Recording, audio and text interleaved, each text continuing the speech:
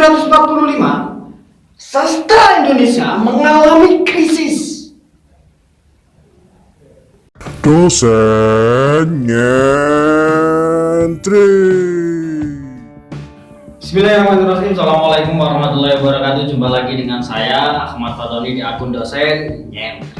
Oke, pada video kali ini kita akan berbicara tentang sastra Indonesia.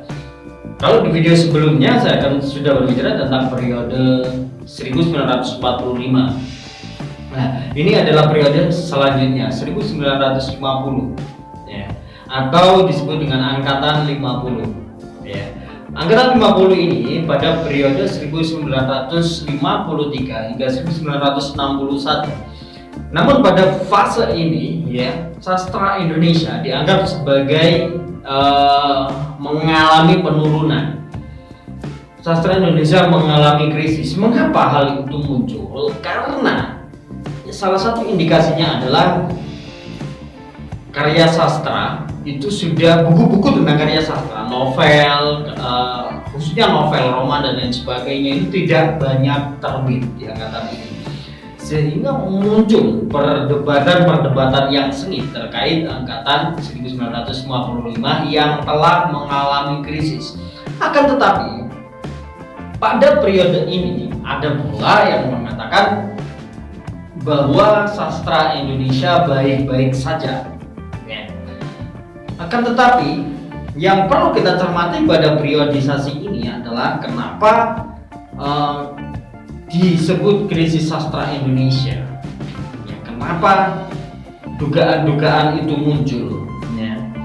Sampai ada simposium, sampai ada seminar. Ya. Tentunya forum-forum seperti ini menganggap itu adalah permasalahan yang serius ketika acara-acara simposium, seminar itu diselenggarakan, berarti ada permasalahan yang benar-benar serius. Nah, akan tetapi banyak sekali pertentangan yang juga muncul. Ya. Salah satu judul yang ditulis Sujatmoko ini adalah dengan judul Mengapa Konfrontasi. Ya. Dalam karangan itu ditandaskan bahwa sastra Indonesia mengalami krisis. Nah, akan tetapi di satu pihak KBD Yasin yang saat itu memang satu-satunya kritikus sastra mengatakan bahwa sastra Indonesia ini tidak mengalami krisis atau baik-baik saja. Ya. Nah, tentunya yang tepat bagaimana? Ya. Sebenarnya tulisannya HB Yasin itu yang menulis situasi 1954 itu sebenarnya dia menulis surat kepada sahabatnya Ramadan KH yang baru pulang dari Spanyol. Kemudian Noto Susanto juga mencoba impase sastra Indonesia yang bagi dia tidak ada hanya sebuah mite. Mengapa? Ketika ada seseorang yang mengatakan adanya krisis, itu dianggap bahwa nilai value-value yang diterapkan dalam mengkritik sastra Indonesia itu masih kurang. Ya, bahkan sampai sesengit itu. Ya, Situr-Situmorang pun ini mengkritik HB Yasin yang saat itu memang satu-satunya kritikus. Kritiknya ini yang mengatakan tadi ya karena HB Yasin masih kekurangan daya estetikanya sehingga dia mengatakan sastra Indonesia krisis. Tapi sebenarnya ini mungkin salah persepsi karena HB Yasin sebelumnya itu menulis sebuah esai bahwa sastra Indonesia baik-baik saja berdasarkan dari clipping-clippingnya, berdasarkan dokumentasinya. Nah, kemudian setelah krisis ini mencuat kembali karena apa? Disebut krisis itu mengapa? Karena tidak ada buku-buku novel roman itu terbit. Ya. Mengapa? Karena ini kan dibatasi ketika saya sebutkan di video-video sebelumnya, ketika tidak sesuai gagasannya dengan negeri atau balai pustaka, maka karya tersebut tidak diterbitkan. Walaupun catatannya Pramudia Anantatur di tahun itu melahirkan banyak sekali novel, menerbitkan banyak sekali novel, tetapi ada yang mengatakan bahwa novelnya Pram itu ditulis saat ada di penjara dan itu bukan periode 1950. Terlepas dari itu, akhirnya yang banyak subur itu adalah majalah kesastraan. Otomatis sebagai pertanda ya periode ini, karena yang paling kuat adalah majalah sastra, maka yang mencuat adalah puisi, cerpen, ya, drama yang memang notabene itu adalah pendek-pendek, ada esai juga. Majalah-majalah itu ada majalah apa saja? Ada majalah Gelanggang, majalah Siasat, Limbar Indonesia, Zenit, Pujangga Baru. Ya, majalah-majalah kesusastraan itu merupakan sumbangan terbesar untuk angkatan setelah 1945.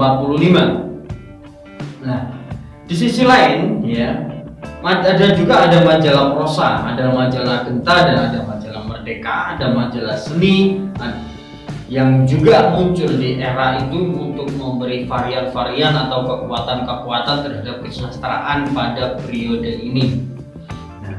Nah, kita berbicara soal pengarangnya dulu ya. Jadi pengarang di periode ini yang sangat produktif itu Nugroho Noto Susanto pertama. Kemudian ada Aan Nafis, ada lagi Trisno Yuwono, ada Iwan Simatupang, kemudian ada Toha Mukhtar, ada Subagio Sastrowardoyo. Nah, Subagio Sastrowardoyo ini menariknya pada ada puisi yang berjudul Perjuangan dan Doa. Coba saya bacakan ya. Doa di medan laga, berilah kekuatan sekeras baja untuk menghadapi dunia ini, untuk melayani zaman ini. Berilah kesadaran seluas angkasa untuk mengatasi siksaan ini, untuk melupakan derita ini. Berilah kemauan sekuat Garuda untuk melawan kekesaman ini, untuk menolak penindasan ini. Berilah perasaan selembut sutra untuk menjaga peradaban ini, untuk mempertahankan kemanusiaan ini. Ini sungguh sangat menyentuh di kala krisis-krisis kesusastraan. Dia menulis dengan sangat halus sebuah puisi yang merupakan sebuah doa gitu ya. Kemudian ada Motinggo Busie yang ini merupakan sampai sekarang ini karya-karyanya banyak dikenal gitu ya. Ada juga Rijono Praktikno, ada SM Ardan, ada Sukamto, ada Alek El Tobing, ada Ali Auda, kemudian ada Suwardi Idris, ada M. Alfantas Siri, ada Jamil Suherman, dan sebenarnya sangatlah masih banyak ya. Tetapi orang-orang ini adalah orang-orang yang sering menulis sehingga mencuat. Sebenarnya masih banyak nama-nama lain yang ada di periode ini. Kalau kekuatan puisinya, kekuatan puisi-puisi di dalam periode ini itu cukup relevan ya kekuatannya. Hampir tidak ada yang menonjol, tidak ada yang sangat-sangat menonjol. Semua ada kapasitasnya dengan wilayah tematik tersendiri. Beberapa penyair itu diantaranya ada Toto Sudarto Bachtiar. Ya, ini dia kelangenan tentang kemerdekaan, puisinya banyak sekali, pahlawan tak dikenal. Kemudian ada W.S. Rendra, ini yang sampai saat ini harum namanya. Mengapa? Karena sangat energik, karena pemikiran-pemikirannya berbeda gitu ya, mampu menggerakkan banyak mahasiswa untuk melakukan demo. Ini Rendra ya. Mungkin ketika mencari sastrawan di periode ini, ulasan yang paling banyak adalah tentang W.S. Rendra. Mengapa? Karena dia sastrawan yang paling populer gitu ya, selain Pramoedya Anantatur tentunya. Kemudian ada Girjo Mulyo, ada beberapa penyanyi lain lagi, M. Husain Umar, ada Oleh Suwardi, ada Surahman RM, ada Naskah Jamin yang menulis drama. Ini sampai sekarang menulis naskah Jamin ini, naskah-naskahnya masih sering dipentaskan di dunia perteateran Indonesia sampai saat ini. Selain itu yang menulis naskah drama juga ada Jusa Diran. Nah, untuk pengarang wanita yang ini populer banget ya, novel-novelnya sangat banyak, ada N. Hadini ya. N. Hadini ini di dalam periodisasi keperempuanan di periode ini termasuk satu-satunya gitu ya yang banyak dibicarakan. Mengapa? Karena yang lain-lain ini tidak begitu banyak muncul.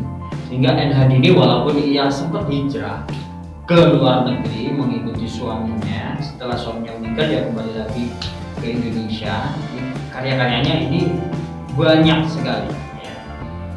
Anda bisa membaca romansa-romansa yang ditulis oleh Kartini. Ini cukup menarik. Beliau juga seorang dosen. Ya, sama seperti saya juga menulis, sama seperti juga ini, sama juga dengan Sapardi menulis, tapi juga memiliki profesi lain sebagai dosen. Jadi mungkin itu ya sebagai titik tumbuhnya bahwa periode ini dikatakan sebagai periode krisisnya kesusastraan Indonesia. Mengapa? Karena berkurangnya buku-buku yang terbit di periode ini. Akan tetapi sebenarnya tidak seperti itu. Mengapa? Karena banyak sekali pengarang-pengarang, bahkan ada pengarang yang mencuat namanya karena karya-karyanya seperti Pramoedya Anantatur dan W.S. Rendra. Nah, oke, mungkin ini video ini sebagai pemantik untuk Anda belajar. Selebihnya Anda bisa membaca banyak literatur, bisa jurnal, bisa buku, bisa majalah, dan bahan-bahan bacaan yang lainnya.